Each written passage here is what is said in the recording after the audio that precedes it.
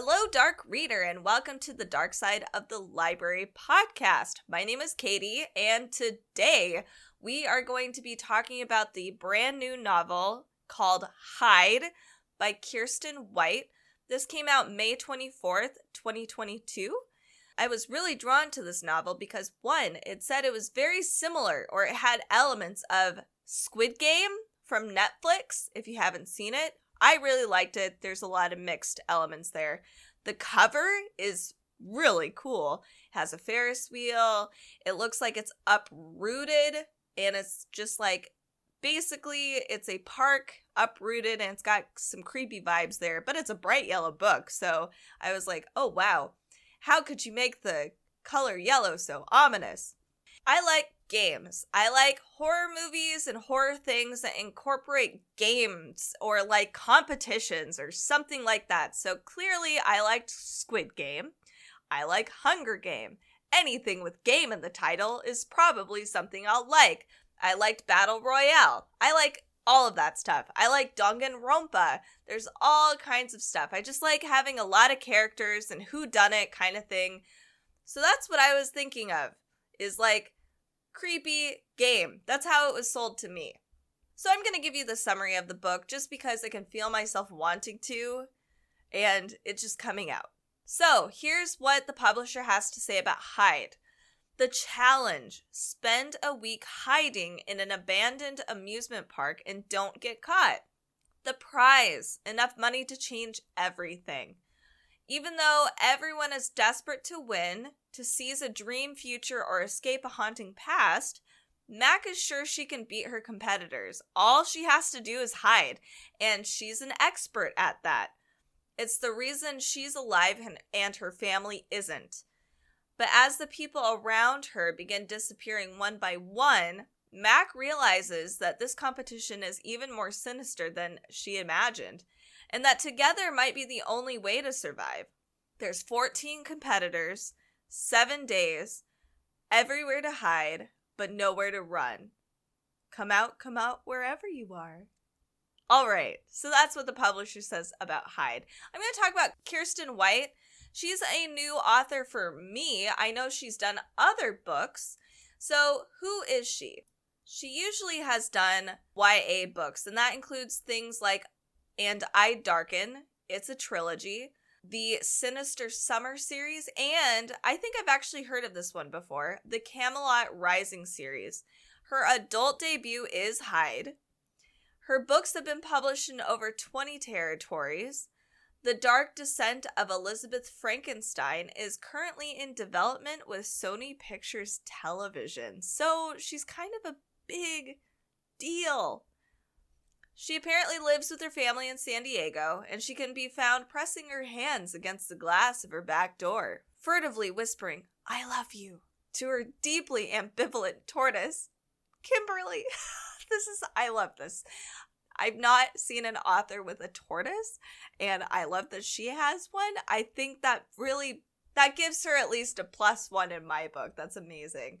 Before I continue forward, I am going to issue a content warning. This book is gory, it's bloody, there are a lot of dark elements. There's murder, there's abandonment, there's seriously everything. Weird shit going on. So, if those things make you uncomfortable, don't continue forward. Alright, I'm not gonna spoil this book for you, so hooray for me, and for you. So I'm going to try to tread carefully about explaining this book without ruining it. I'm sure the summary kind of gives you a bit of a glimpse into a little, like it's kind of a clue in as to this book itself. Like clearly there's more going on than what meets the eye, which is all contest, horror genre books and movies and games, but I'm not going to tell you what it is. So I don't necessarily have an issue with this, but like I've said before on previous novels that are genred as adult fiction, I'm going to rank it as adult fiction. Now, as a YA book, I actually think this would have been a great novel. As a YA, it'd probably be about a 4 out of 5 for me. As a adult novel, this is probably around a 3, maybe. It was fine. Like, it was entertaining. I didn't have any trouble following the novel at all. It wasn't at all confusing. Like, last week's novel was a little confusing. It was pretty easy to keep everything in line. Also, it almost felt like there's a very clear part 1 and part 2 of the novel. Like, okay, we've got this thing going on in part 1, and then part 2 is like a totally different aspect of the novel. The characters were kind of shallow. I'm not sure. It was like they all fell into specific tropes that were, I don't know, unoriginal. They didn't seem to have a lot of depth, in my opinion, especially for an adult novel. This is why, as a YA book, and not to knock on YA books at all, sometimes I'm really digging a YA book, as you know. And I don't care necessarily about some of those stereotypical tropes, like the really mean jock character. I don't care. I don't care about mean athletes or girls that need attention all the time and they're always the popular girls, or the really quiet gothic girls. I don't care. That's fine in a YA book. In an adult book, I want characters that are multifaceted with critical flaws but really amazing redeeming qualities. There was not a lot of that, in my opinion, with this book. And maybe that's why it was so easy to follow, because it was like, okay, this character, so-and-so, is preppy popular girl. This character is stereotypical bro dude. So, yeah. I didn't have a hard time keeping everybody together, but there are a lot of characters in this book. There are 14 contestants, as it says in the summary. And some people have said in their own reviews that they were struggling with the amount of characters. And that doesn't include some of the exterior characters happening. We have Mac in her past and her family. And then we have kind of, not in each chapter, but throughout the book, we change the character perspective. So it's not just Mac's perspective. We change and we get Ava 1 and Ava 2's perspective. Yes, there are 2 Avas. That was a daring thing that they did in there. But it actually worked with her because it really made me remember Ava super well. Anyway, so we change perspectives, and we almost encompass at least almost all of the 14 contestants and their perspectives, and kind of sometimes even a little bit of backstory and where they come from. And that can be a little overwhelming for some people. I really enjoyed the beginning of the book, and again, it did sound and feel like an YA. Even the characters themselves, some of the word choices they used, how they conversed with each other. When I realized that the characters were in their mid-20s, I was like, oh, God, they sound like they're all in high school. It didn't necessarily bother me because I remember, like the 20s to me is just an extension of your teen life. But I honestly thought they were all at least like 19, 20, maybe. They just all had this jargon that really felt like, man, these guys are kids. So that was fun. But I really liked the beginning of the book. Personally, I felt like it was kind of fast-paced. We get a good introduction and overview of kind of the characters, the people we're dealing with, and the preparation. And it feels ominous, but not blatantly so. And then as we start to approach the actual contest itself, it really does flow really well. I thought it really reflected just, pretty standard contest-esque horror genre movies and games and books. It had the same flow, and it was really good. I thought the pacing was great. As we approach kind of the second half, or second part of the book, because I feel like it's almost like a 2-parter, it gets a little funky. It wasn't that it was confusing. It was just wasn't fully conceptualized, in my opinion. It had so many cool things going for it. I really liked where Kiersten White was going with this book in general. But it didn't wrap up as well as I thought it could have. And it had a lot of really cool elements there. The baddie was a little And again, if it was a YA novel, those are things that I would have just been like, okay, that's fine. As an adult book, I don't know why I critique adult books just a little more harshly. It just felt disjointed in some areas. One thing I really enjoyed in this book is in the very beginning, just literally you flip open the book, there is this amazement park map. And I love that we get little bits of all of these things. We get, I mean, it's an amusement park map. If you've ever been to Disney World, it looks very similar to that, or a zoo, or all of that stuff. And now we get to actually see where all of these characters run, where they hide, where they go, and I really like that. I think it's really fun to actually get that visual there and to follow along and see where people are. It'd be kind of cool if you had like small little sticky notes and place them throughout this little map and just to see where people went or hid. So I really like that. I thought that was a really cool addition to this book.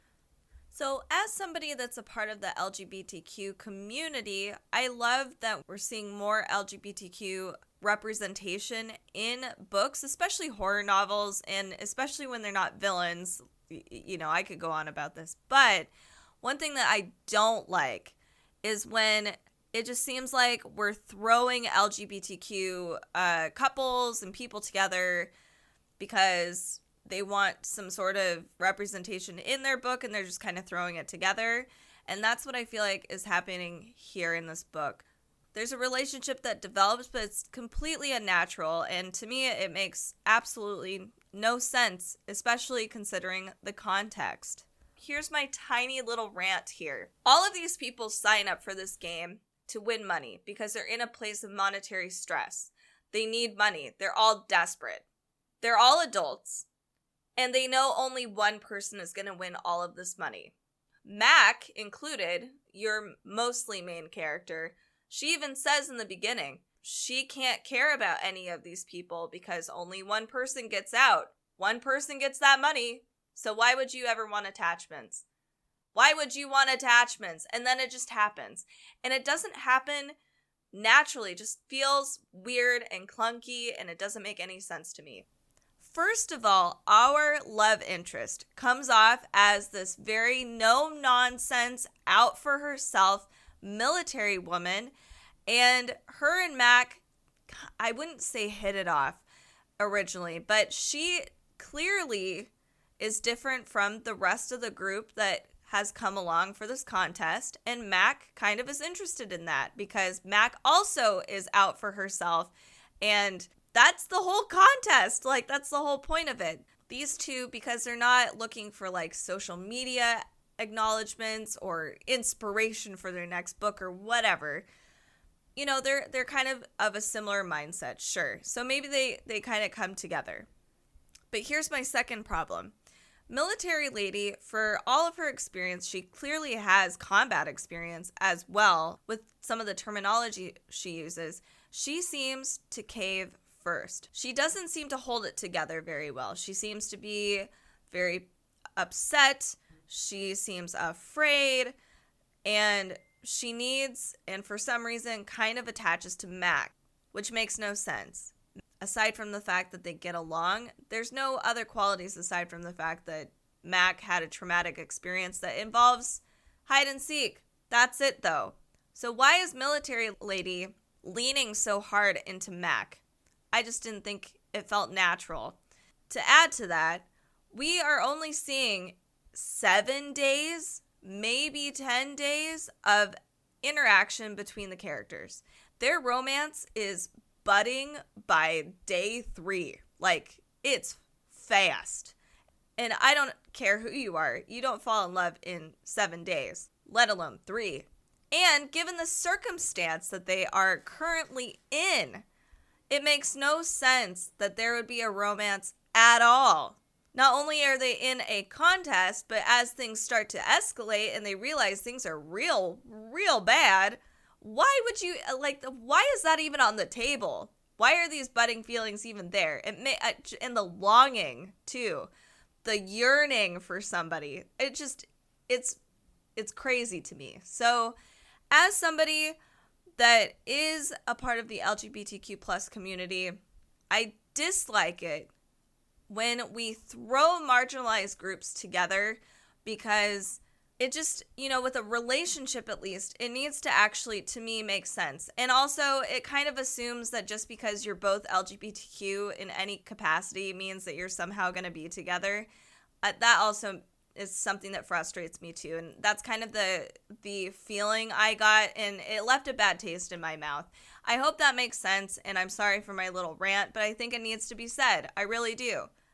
Another thing that I was not a huge fan of was the end. So I felt like the end wrapped up really fast. I actually had to read it twice because I was like, wait, did I miss something? Because I wasn't sure. Is this really how we're ending it? So I was very disappointed with the end. Granted, I'm learning that it is really hard to end a novel, right? You can't blame authors. It's hard to end this really cool thing, and you could probably get lost in any of these novels forever.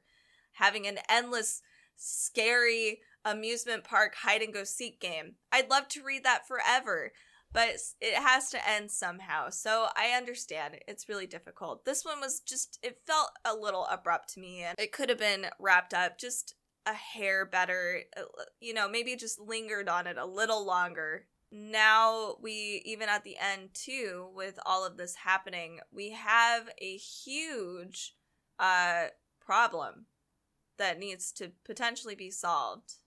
So either there's a possibility that there might be another book after this, or we just have to accept that this is how things are. Maybe 100 pages more would have been really good to flesh the story out a little bit further, because it is creepy. So there are parts in this book that are really creepy, and the way that she describes people hiding, and how if I can't see you, you can't see me, that kind of mindset that we go into with our monkey brains. I really like how she describes everybody's own personal experiences, how they deal with the amusement park itself, how they deal with the secrets in this amusement park as well. I think that's fairly well done. So there's a lot of cool stuff in the book, but it just felt a little too surface for such a deep-seated secret. Those are my thoughts about the book. Like I said, as a YA book, sure, I think this is a decent read. It was great. It was entertaining and fun. I got through it real fast. I wasn't bored, which was another thing. I really wasn't bored. It is entertaining. But as an adult novel, I think it just required a little more quantity and quality as far as certain things, and no romance. Like, we don't need that. You can't fall in love with somebody in 7 days. I'm sorry. You just can't. I know there's probably people out there that would disagree with me, but no. For me, this is about a 3 out of 5. It's kind of a wild adventure. Aside from my little ramble about the relationships and kind of the YA bits of the book, it is a decent read. It's fun. It can be a little scary, a little graphic as well, which was my favorite part. Check it out. Let me know what your thoughts are. This is Hide by Kiersten White. I'd love to hear from you guys. You guys can do that on our Instagram, Facebook, and our YouTube channel. We also have an Amazon Live influencer account. So you can find us streaming on amazon.com/shop/darksideofthelibrary. or amazon.com/live/darksideofthelibrary. I'll try to post things every once in a while, go live, showcase a lot of books, but other things too if you like dark things. We'd love to hear from you on all of these platforms. Also, make sure to rate and review our podcast. It really helps us out. And you can let us know what kind of books you really enjoy reading on all of those platforms too. If you enjoy this podcast, make sure to share with your friends and family. It really helps us out and spread the word. Thank you so much for listening to my weekly rambles about each book I've been reading. It means a lot to me. I hope you have a really amazing week, and I will see you next time.